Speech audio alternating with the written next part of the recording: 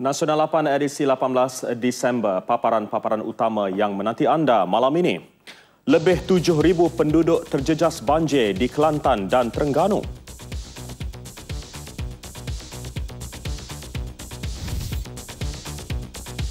Tempoh penggajian pekerja asing terlibat 6P dilanjut setahun lagi. 215 projek rumah swasta terbengkalai, lebih 28,000 pembeli jadi mangsa.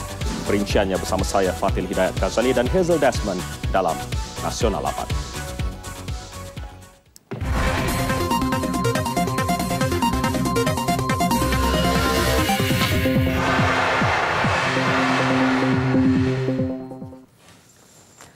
Jumlah penduduk terjejas banjir di Kelantan terus meningkat kepada 7,077 orang. 1,887 keluarga dipindahkan ke 76 pusat pemindahan setakat ini. Menurut portal e-Banjir Kelantan, Kuala Krai mencatat jumlah penduduk terjejas paling ramai iaitu 1,719 orang daripada 475 keluarga. Mereka dipindahkan di 10 pusat pemindahan. Sementara di Pasir Mas, 1,628 daripada 480 orang dipindahkan di 18 pusat pemindahan setakat petang tadi, diikuti Tanah Merah dengan 1,476 penduduk. Bagaimanapun, dua pusat pemindahan iaitu Masjid Gemang di Jeli dan Sekolah Kebangsaan Kalai di Batu Melintang ditutup jam 3 petang tadi selepas penduduk dibenarkan pulang ke rumah. Kedudukan beberapa batang sungai utama di Kelantan juga tidak menunjukkan perubahan.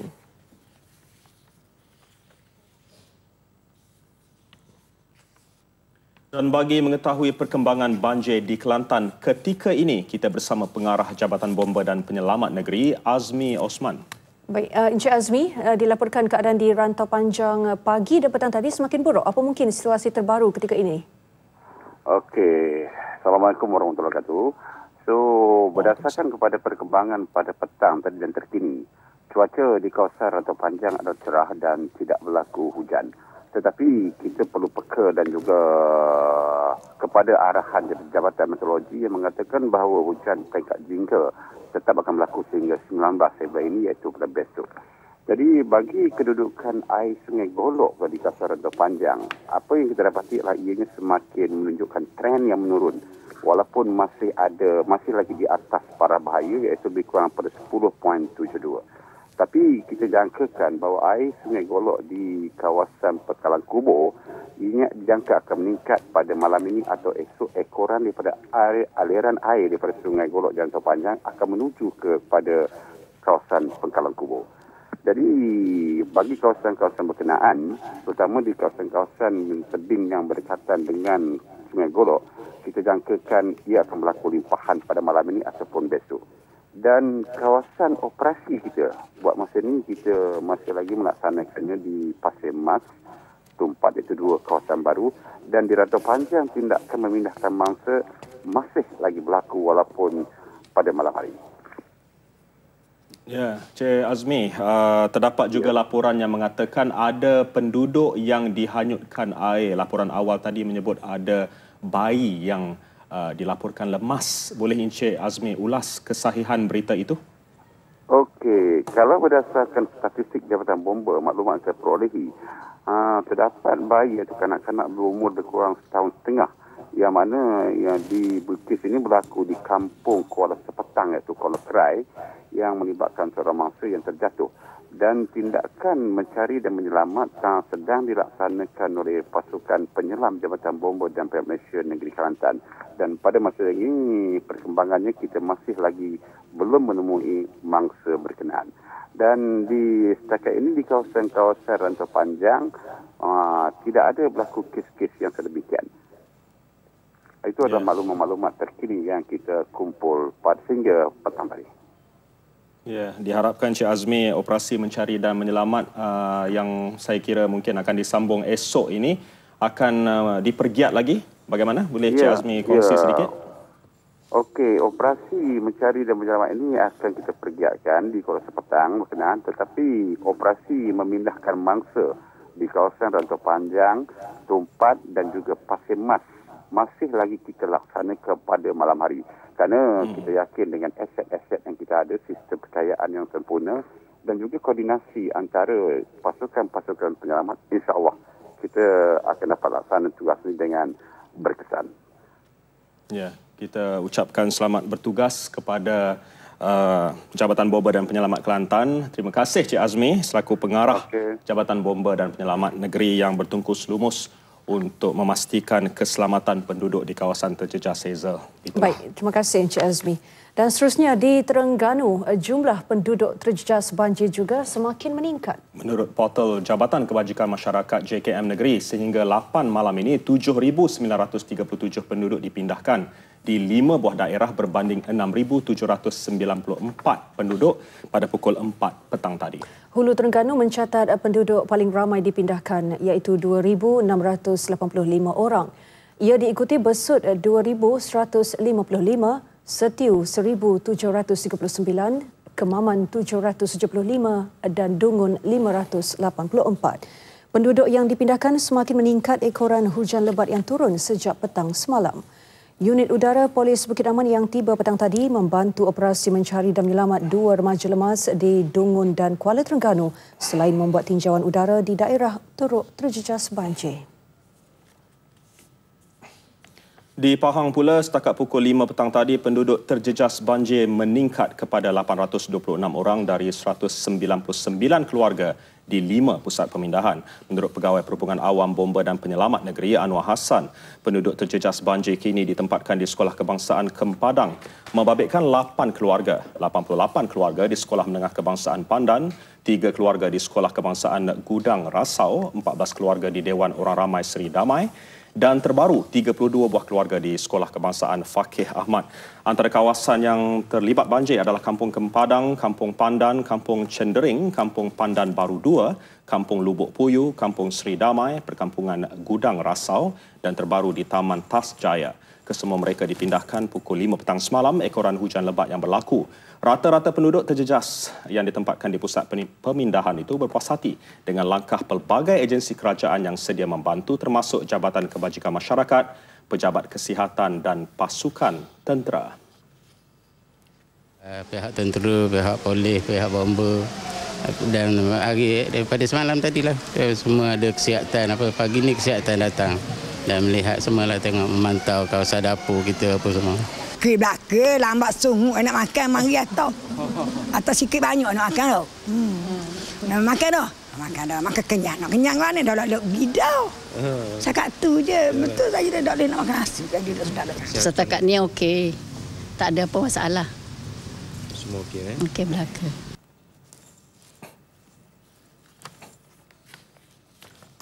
Sementara itu, bilangan penduduk terjejas banjir di Pusat Pemindahan Banjir SMK Pandan Kuantan bertambah berikutan hujan lebat tengah hari tadi. 88 buah keluarga melibatkan 164 anggota dari 5 kampung berdekatan ditempatkan di situ selepas rumah mereka dinaiki air petang semalam. Mereka dipindahkan ke pusat pemindahan pada pukul 5.30 petang semalam dengan bantuan Jabatan Bomba dan Penyelamat.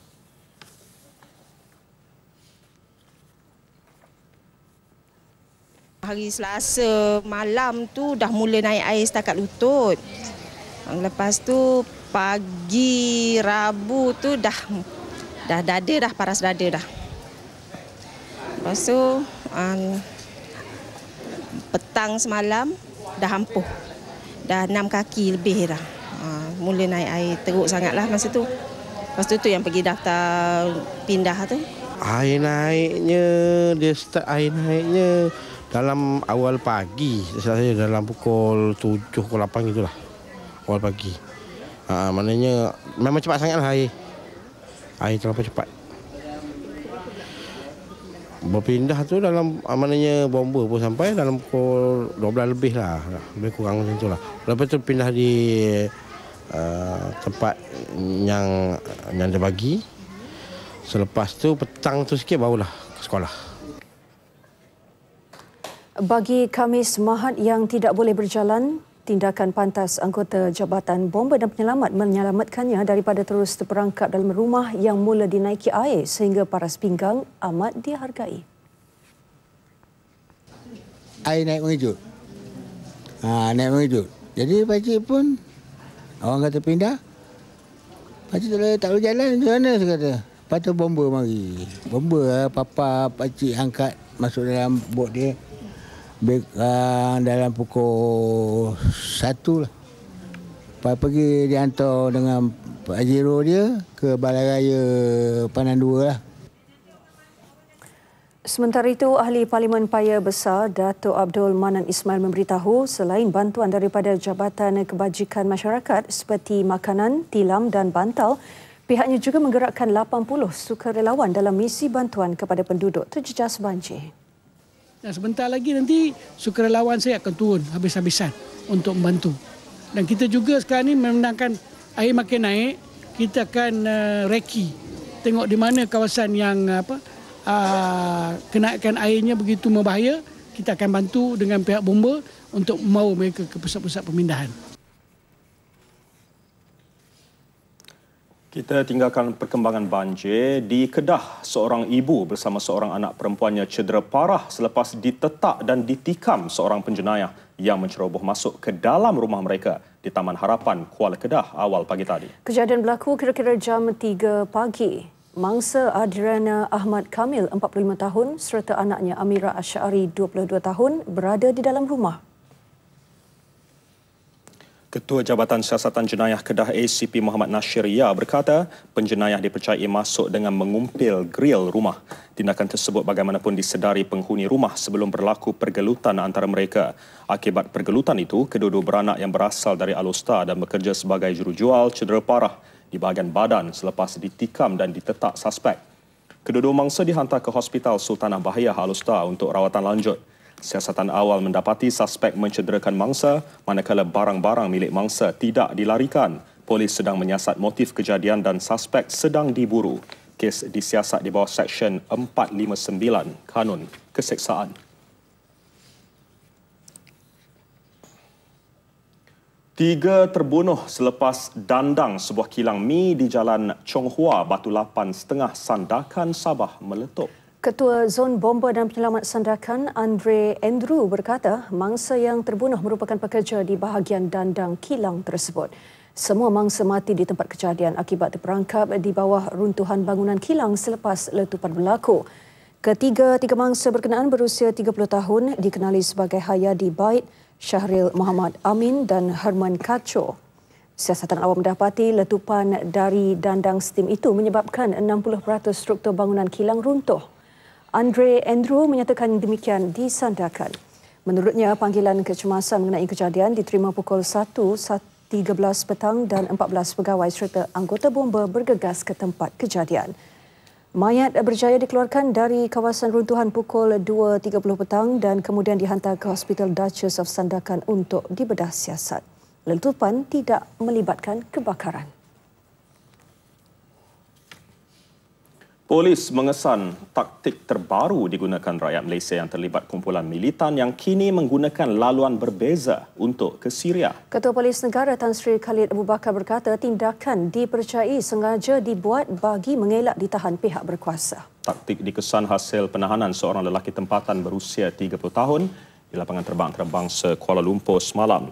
Dia dipercayai ingin ke negara ketiga terlebih dahulu sebelum ke Asia Barat.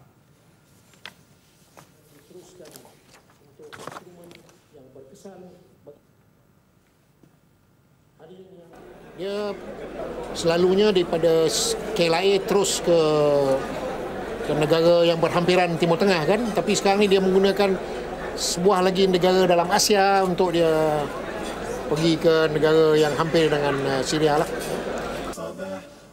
Suspek juga dikatakan ingin berkahwin di Brunei dengan seorang guru sebelum berlepas ke Turki.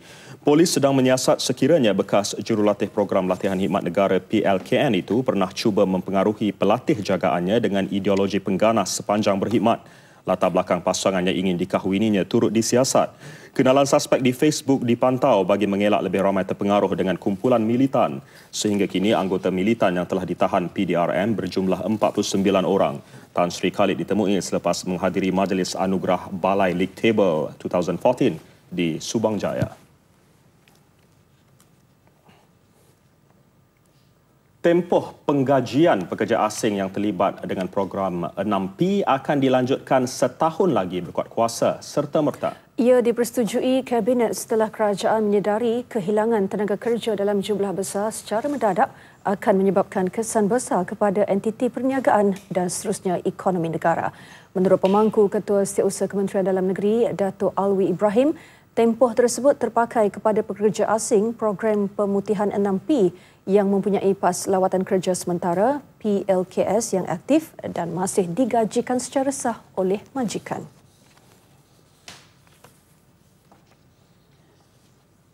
Mengambil tindakan sewajarnya dalam tempoh penggajian tambahan ini, iaitu 1 tahun, bagi memastikan pekerja berkenan dihantar pulang setelah tamat tempoh yang ditetapkan. Majikan juga perlu membuat persediaan dan perancangan sumber manusia supaya operasi perniagaan mereka tidak terjejas selepas pekerja dihantar pulang.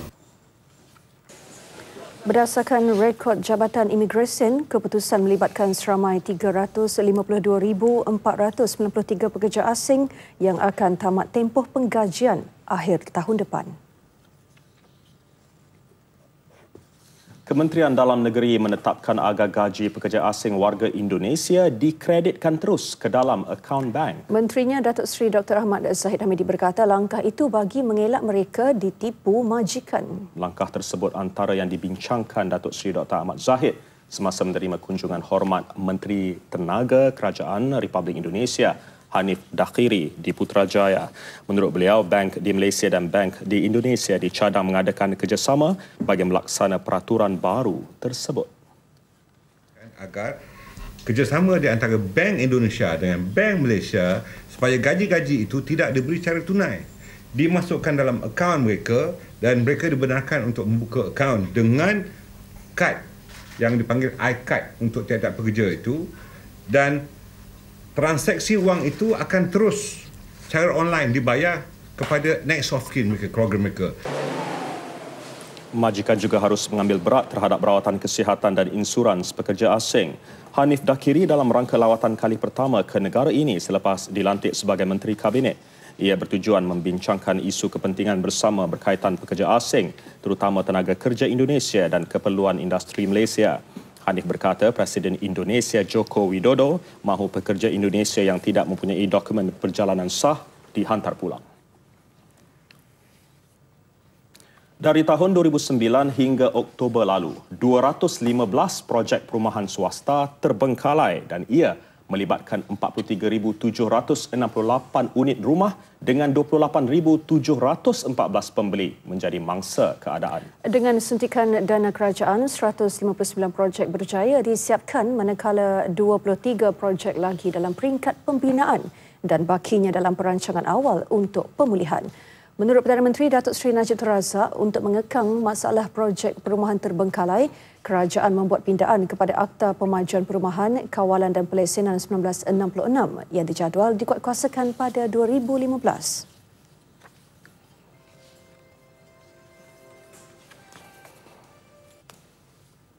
Saya berbangga bahawa di bawah langkah ataupun dasar projek perumahan terbengkalai yang dapat dipulihkan, sebanyak 74% daripada projek-projek yang diiktiraf sebagai terbengkalai sudah pun dapat diduduki ataupun diselesaikan.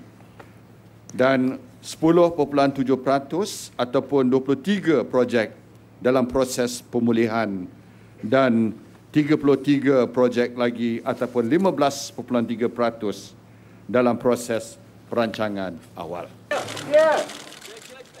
Walaupun bukan tanggungjawab kerajaan menyelesaikan masalah kegagalan syarikat swasta, tetapi kerajaan tetap prihatin menyelamatkan projek demi rakyat. Beliau berucap demikian pada majlis penyerahan kunci projek pembangunan semula Bandar Salak Perdana di Sepang.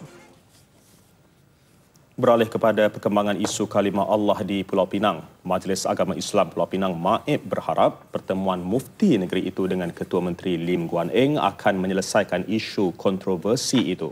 Menurut yang dipertuanya Datuk Muhammad Saleh Man, biarpun Lim mempunyai hujah berdasarkan pandangan dari sudut undang-undang, adalah penting kepada kedua-dua pihak untuk mencari titik pertemuan.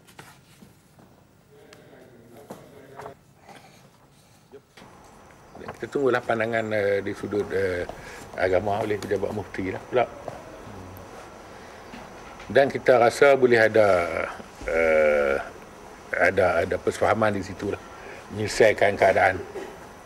Dan kita pun mengharapkan supaya tidak lagi masa depan ditimbulkan isu-isu yang boleh mendatangkan dari sudut akidah umat Islam itu sendiri. Harapan beliau, Jabatan Mufti akan mengambil langkah sewajarnya bagi mengelak isu berkenaan berbangkit lagi. Beliau yang juga Wakil Rakyat PAS Permatang Pasir menyatakannya di Kepala Batas selepas menghadiri program Zakat Perdana.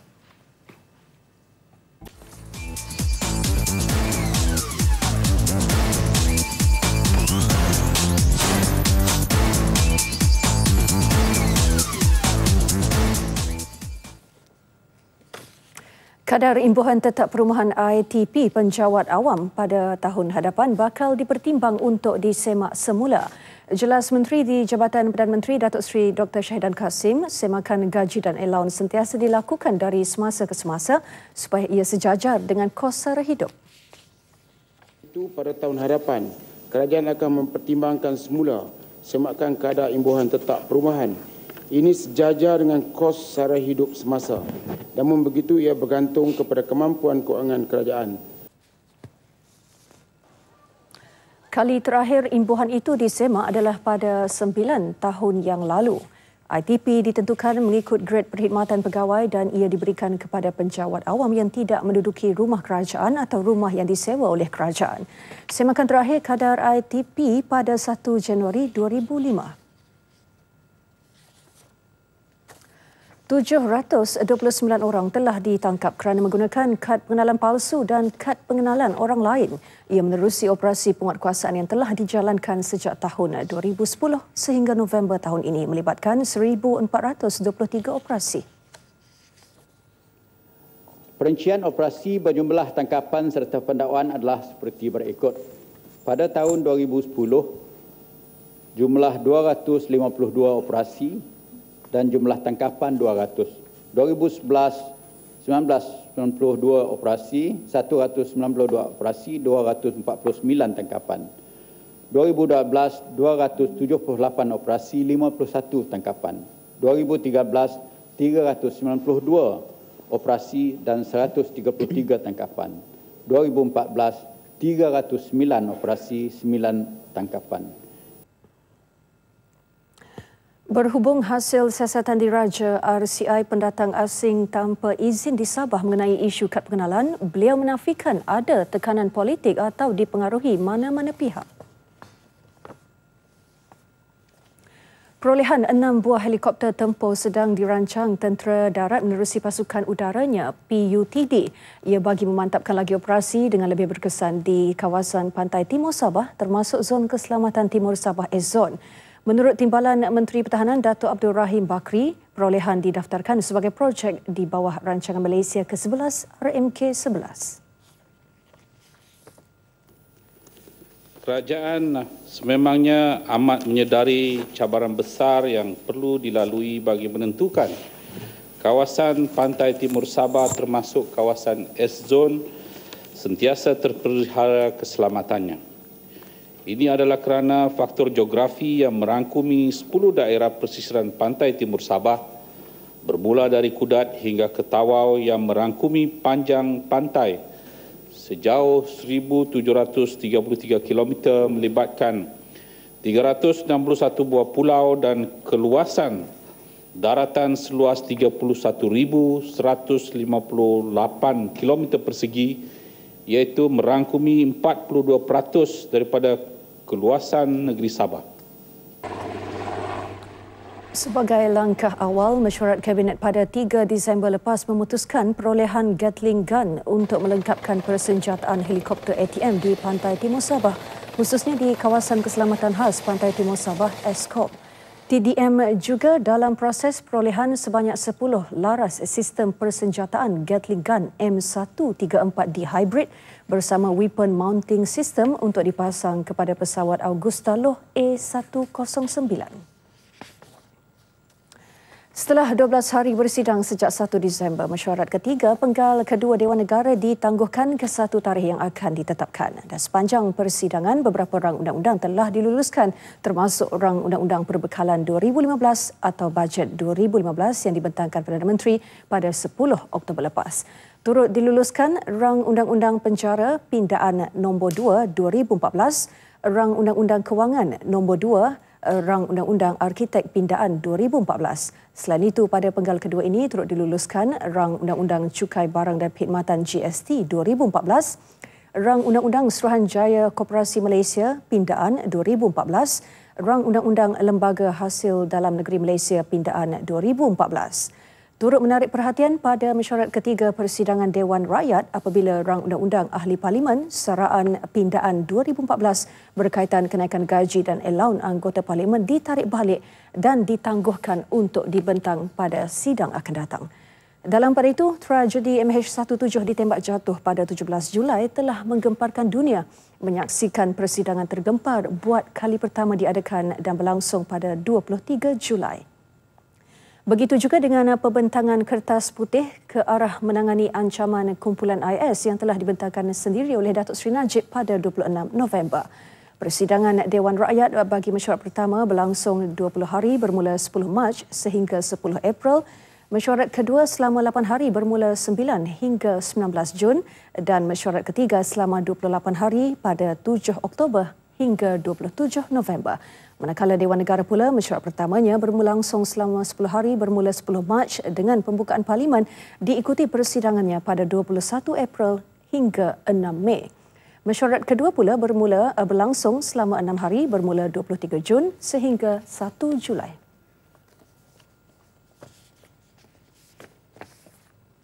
Dalam pada itu, Yang di-Pertua Dewan Negara Tan Sri Abu Zahar Ujang mahu ahli yang berhormat baik Dewan Negara maupun Dewan Rakyat untuk persidangan akan datang lebih fokus kepada isu yang memberi faedah kepada rakyat dan bukannya mencari publiciti murahan. Yang saya harapkan kepada ahli-ahli parlimen kita tak kira sama ada Dewan Rakyat atau Dewan Negara. Kerana ini yang penting sekali, Dewan Negara itu Dewan yang mulia. Dan mereka semua mesti menghormati Dewan. Bukan soal menghormati individu. Dewan itu Dewan yang mulia, kalau tahu menghormati, kita rasanya rakyat boleh menilai. Kita tidak mahu hari ini dijadikan Dewan itu sebagai sirkus. Berhubung perjalanan persidangan Dewan Penggal kedua sejak mesyuarat pertama sehingga ketiga, beliau berpuas hati dengan kerjasama ahli Dewan dalam menghormati institusi parlimen. Bertemu kembali sebelum ke berita seterusnya. Sebentar tadi telah masuk waktu solat Fardhu Isyak bagi wilayah Persekutuan Kuala Lumpur dan kawasan-kawasan yang sama waktu dengannya. Kerajaan dijangka mengumumkan harga baru bagi minyak RON 95 dan RON 97 31 Disember ini. Ia berdasarkan pemantauan harga minyak global yang dilakukan dari semasa ke semasa. Kadar baru itu bagaimanapun belum dapat diumum ketika ini kerana kerajaan masih dalam proses mengkajinya. Berikutan penurunan harga minyak, Datuk Ahmad meminta peniaga agar menurunkan harga barang keperluan harian. Kerajaan telah mengenalpasti 10 syarikat yang mendominasi 80% pasaran barangan keperluan dalam negara untuk berbincang menurunkan harga barangan.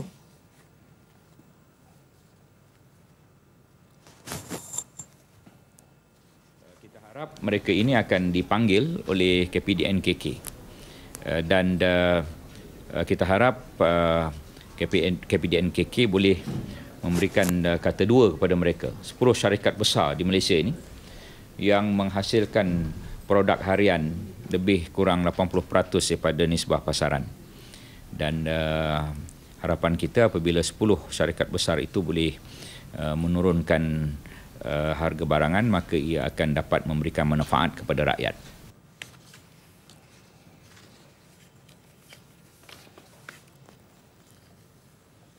Amanah Saham Nasional Berhad ASNB, anak syarikat milik penuh Permodalan Nasional Berhad PNB, mengumumkan pemberian dividen kepada pemegang unit Amanah Saham Bumi Putra ASB sebanyak 7.50 sen seunit berbanding 7.70 sen tahun lepas bagi tahun keuangan berakhir 31 Disember 2014. Pengerusi Permodalan Nasdaq Berhad Tun Ahmad Sarji Abdul Hamid juga turut mengumumkan pemberian bonus sebanyak 1.00 sen seunit kepada 8.6 juta pemegang amanah unit ASB tersebut.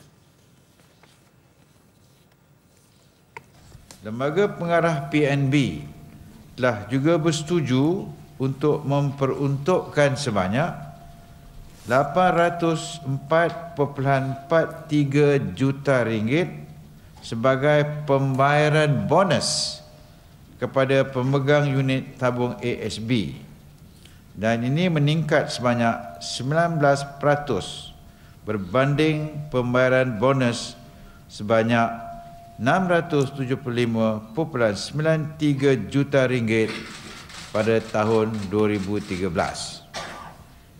Justru peruntukan bonus tabung ASB pada tahun ini adalah bersamaan dengan kadar 1 sen seunit.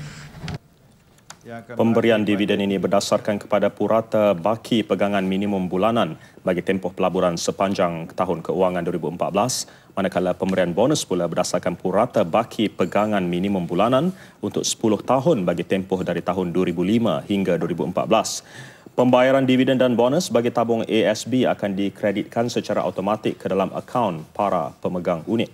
Selain itu, pemegang unit ASB boleh mengemaskini buku pelaburan masing-masing di ibu pejabat atau ejen-ejen ASNB di seluruh negara mulai 2 Januari tahun depan.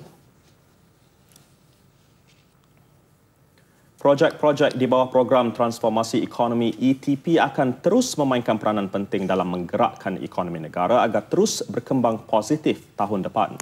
Justru pemantauan pergerakan ekonomi dari semasa ke semasa oleh pelbagai pihak perlu dilakukan. Pemerhati Ekonomi Universiti Teknologi Mara Profesor Dr. Faridah Hassan berkata, selain itu, orang ramai juga boleh membantu memperkukuh kedudukan ekonomi dengan melakukan perbelanjaan secara berhemah.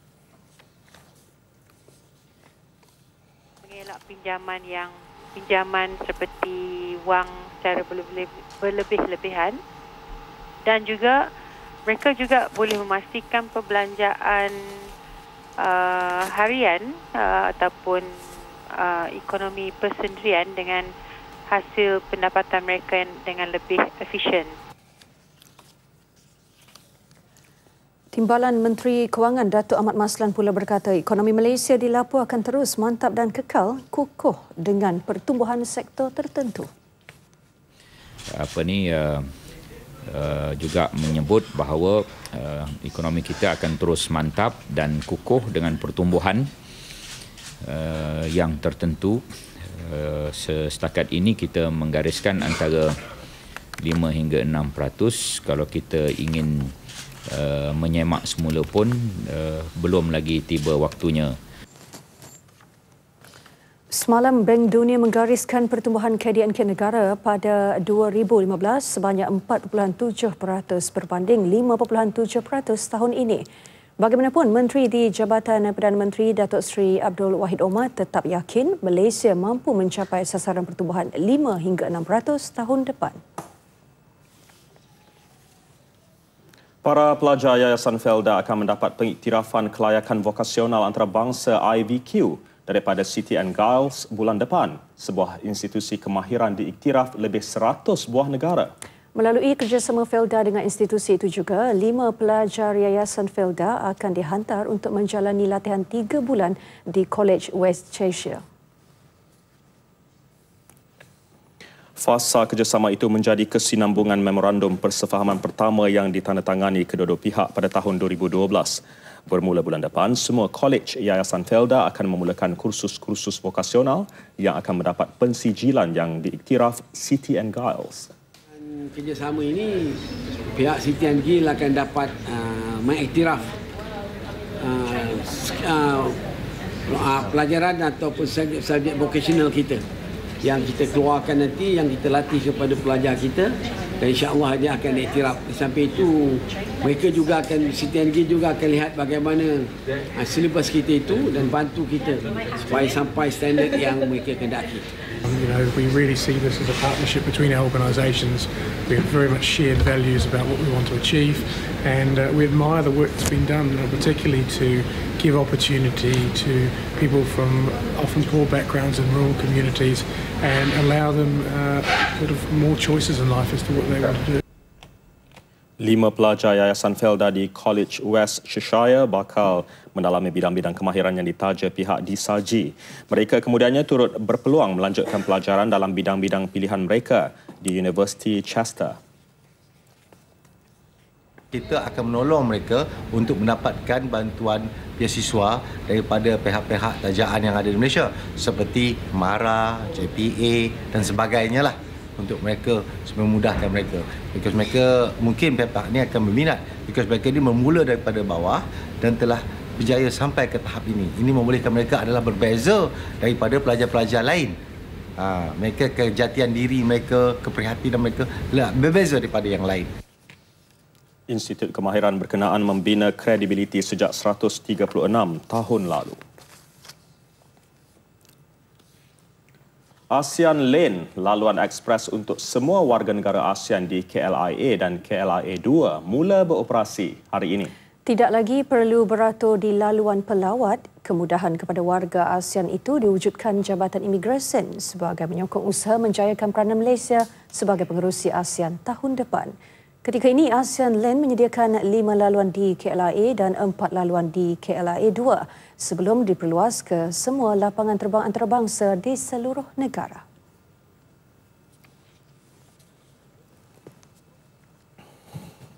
Memberi kemudahan kepada semua, bukan saja pelancong-pelancong daripada negara ASEAN, tetapi juga mereka yang terlibat dalam aktiviti bisnes dan sebagainya. Dan kita mesti facilitate mereka ini dengan kemudahan-kemudahan yang menunjukkan negara kita memang memberi kerjasama sepenuhnya kepada semua dalam ASEAN dengan semangat ASEAN. Kepada warga negara asing selain ASEAN pula, Jabatan Imigresen memberi keistimewaan kepada mereka yang memegang pas jangka panjang bermula 29 Disember ini. Foreigner e-gate iaitu laluan pantas disediakan kepada mereka tanpa perlu melalui proses kemasukan imigresen secara manual di kaunter. Usaha itu bagi memacu kemasukan lebih ramai warga asing ke Malaysia sekaligus menjana ekonomi negara. Ketua Pengarah Imigresen Datuk Mustafa Ibrahim merasmikan ASEAN Lane di KLIA Sepang. Kes berprofil tinggi melibatkan pemimpin politik, artis dan salah laku pegawai serta penyelewengan wang antara kes mahkamah yang mendapat perhatian umum sepanjang tahun 2014. Paling utama, kes-kes pendakwaan berkaitan akta hasutan yang melibatkan pelbagai individu daripada pelbagai latar belakang termasuk ahli politik, pelajar, penceramah bebas, pensyarah, aktivis sosial mahupun blogger.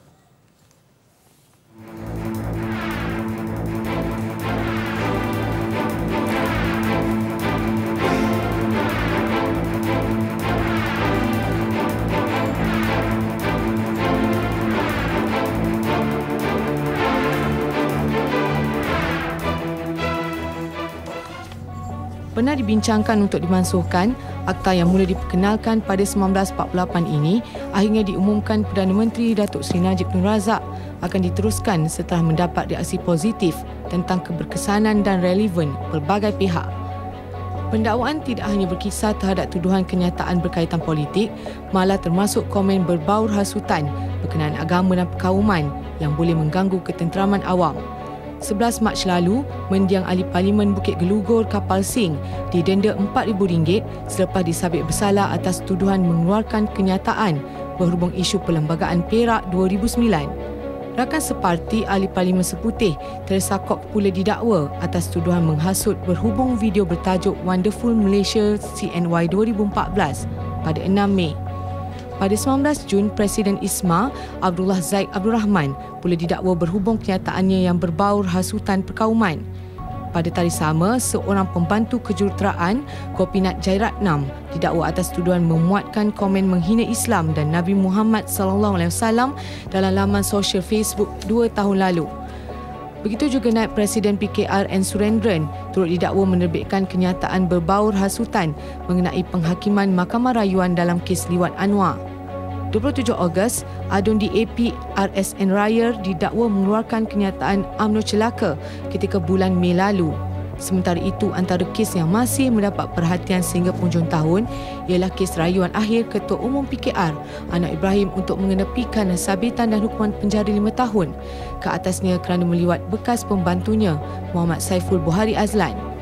Bagaimanapun, sehingga kini masih tiada tarikh ditetapkan bagi mahkamah membuat keputusan. Nurul Fatihah Abdul Hamid nampaknya sudah bersedia dengan perkembangan sukan.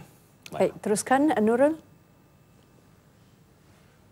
Terima kasih Fatil dan juga Hazel. Antara paparan menarik dalam Sukan Nasional malam ini. Dola harap misi ajaib di Bukit Jalil. Lawan pedang sumbang emas ke-25 Malaysia. Semuanya dalam Sukan malam ini.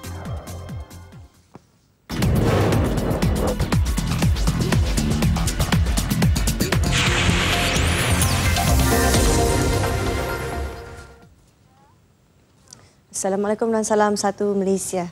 Sukan nasional saya mulakan dengan Piala Suzuki AFF. Kegagalan skuad Harimau Melaya mencari keputusan positif di Bangkok menyebabkan misi mencari kejuaraan kedua semakin sukar. Dalam aksi final pertama semalam, Malaysia tumpas 0-2 hasil jaringan dilewat perlawanan sekaligus memaksa Dolah mencari taktikal terbaik di Bukit Jalil Sabtu ini. Pertemuan final Thailand bertemu Malaysia disaksikan hampir 40,000 penonton di Stadium Raja Manggala Bangkok malam semalam. Biarpun berpeluang merobek gawang Thailand di babak pertama, Harimau Melaya gagal mencari gol di tempat lawan pada babak pertama. Thailand sebaliknya menguasai perlawanan dengan percubaan di minit ke-54 mengerusi Mongkol Tosakrai dari jarak 12 ela namun melewati palang gol. 2 minit kemudian, Adisak Kraison turut berpeluang mencari gol pembukaan namun sekali lagi gagal menepati sasaran. Peluang terbaik tuan rumah hadir pada minit ke-70 apabila Fazli Syaz mengasari Adisak di dalam kotak penalti.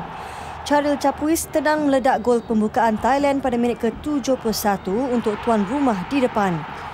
Skuad kendalian Kiatisuk Senamuang menggandakan jaringan di penghujung perlawanan. Rokrit Tawikan memudahkan gerakan pantas Gajah Perang pada minit ke-86 untuk menghadiahkan kemenangan 2-0 buat Thailand. Juara 3 kali itu kini di landasan tepat mengejar kejuaraan keempat Sabtu ini di Stadium Nasional Bukit Jalil. Mengakui Malaysia perlu bekerja keras dalam keseluruhan 90 minit perlawanan kedua nanti setelah ketinggalan 2 gol, ketujuh latih Harimau Melaya Dola Saleh mengharapkan tuah di gelanggang sendiri akan memihak anak buahnya dalam aksi kedua nanti.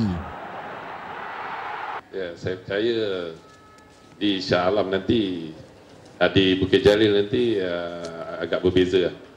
Dan macam mana saya cakap, agak berbeza bermain di tempat sendiri. Saya percaya kita pun dah tak ada apa nak dipikirkan. Sudah tentu kita akan pergi habis-habisan lah. Walaupun keadaan 2-0, memang sukar untuk pastikan bermain dengan Thailand agak sukar, tapi saya percaya benda dalam bola sepak 90 minit macam-macam boleh berlaku. Nada berbeza disuarakan ketujuh latih Thailand Kiatisuk Senamuang yang berasa lega selepas meraih 3 mata penuh di laman sendiri. Beliau melahirkan keyakinan mampu meneruskan aksi cemerlang apabila bertandang ke Kuala Lumpur nanti. เราก็เน้นเกมรับก่อนเหมือนกันนะครับเพราะว่าถ้าเราเสียประตูเร็วเนี่ยก็มีปัญหาเหมือนกันฉะนั้นวันนี้เนี่ยผมว่าเป็นเกมที่แฟร์นะครับแล้วก็สนุกแล้วก็ตื่นเต้นนะครับก็เรายังมีเส้นทางนะครับอยู่อีก1เกมนะครับฉะนั้นวันนี้เราพอใจนะครับใน3แต้มแต่ยังไม่สิ้นสุดการเดินทางของพวกเราฉะนั้นเรายังโฟกัสอยู่ที่มาเลเซียนะที่กัวลาลัมเปอร์นะครับก็คิดว่าเราจะพยายามทำให้ดีที่สุดแล้วก็พยายามเอาแชมป์กลับมาฝากพี่น้องชาวไทยทุกคนนะครับ Perlumbaan berbasikal jelajah Malaysia yang menutup tirainya semalam menyaksikan pasukan TSG mencatat kejayaan manis. Malah pelumba harapannya Muhammad Harif Saleh ditabal Raja Pecut untuk merebut jersey hijau di samping muncul juara dalam 3 peringkat perlumbaan. Ketua Pegawai Operasi TSG Nasiruddin Idris nyata gembira dengan prestasi pasukannya yang dianggap di luar jangkaan. Lebih manis gandingan dua beradik Muhammad Zamri Saleh dan Harif Saleh menguasai kedudukan 1-2 di 3 peringkat perlumbaan. Syukur Alhamdulillah, ini pencapaian yang di luar jangka. Kita target untuk pada jelajah kali ini cuma untuk dapatkan 2 podium. Tapi setakat hari ini kita dianugerahkan oleh Allah SWT dengan 6 podium. Itu 3 kali hat-trick untuk tempat pertama dan tempat kedua. Dan ini merupakan satu sejarah bukan saja dalam sukan lomba basikal tanah air, ia juga merupakan sejarah dalam sukan lomba basikal dunia. Pada ketika ini di mana pasangan adik-beradik menjuarai tempat pertama dan tempat kedua dalam 3 peringkat di dalam satu kejohanan dalam bentuk jelajah. Itu yang saya dapat maklumat daripada rakan-rakan daripada France dan beberapa rakan yang bertugas dalam UCI. Nasiruddin menganggap ia sebagai tonik terbaik buat pasukan menjelang cabaran LTDL Mac tahun hadapan. Nasiruddin juga mengesahkan pasukannya akan mendapatkan 2 pelumba luar dari Singapura dan UAE bagi memperkuatkan pasukan. Manakala bagi pelumbanya Muhammad Harif Saleh turut tidak menyangka kerana berjaya mempertahankan gelaran jersey hijau Raja Pecut. Mula-mula memang saya dok expect pasal yang hijau jersey ni di balik kampung pasal dia ada kerja. Jadi saya yang pakai Tapi untuk intermediate sprint saya dah ambil tadi 1 poin dan saya pun dapat leading dia dan last sprint saya menang lagi. Ini jersey hijau memang hak milik saya. TSG turut membolot kategori pasukan tempatan terbaik dan pelumba terbaik menerusi Muhammad Syaiful Anwar Aziz. Majlis Sukan Negara MSN bakal mengikut jejak pasukan TSG menubuhkan pasukan berstatus kontinental. Menurut pengurusnya Harnizam Basri, pendaftaran telah pun dihantar dan kini hanya menunggu maklum balas Persekutuan Berbasikal Antarabangsa UCI. Masih belum memuktamadkan beberapa perkara termasuk penyenaraian pelumba. Harnizam yakin ia mampu direalisasikan selewat-lewatnya Januari depan. Memang betul lah kita akan tubuhkan satu continental team untuk next year 2015. Untuk kita untuk develop national cyclist kita ke peringkat antarabangsa banyak lebih pendedahan lagi. So untuk dia orang ke peringkat seterusnya lah. Ketika ini, MSN dibarisi pelumba berpengalaman Suhardi Hassan, Sofian Nabil, Muhammad Farid Razali, Muhammad Zawawi Azman dan Ma Yao Ching. Skuad lebuhraya MSN menamatkan Jelajah Malaysia 2014 yang berakhir semalam di kedudukan ke-8 keseluruhan daripada 15 pasukan. Pesuruhjaya Sukan Ahmad Syapawi Ismail dilantik sebagai Ketua Pengarah Majlis Sukan Negara yang baru bermula esok. Pengumuman dibuat Menteri Belia dan Sukan Khairi Jamaluddin Abu Bakar selepas mesyuarat lembaga pengurus MSN petang tadi.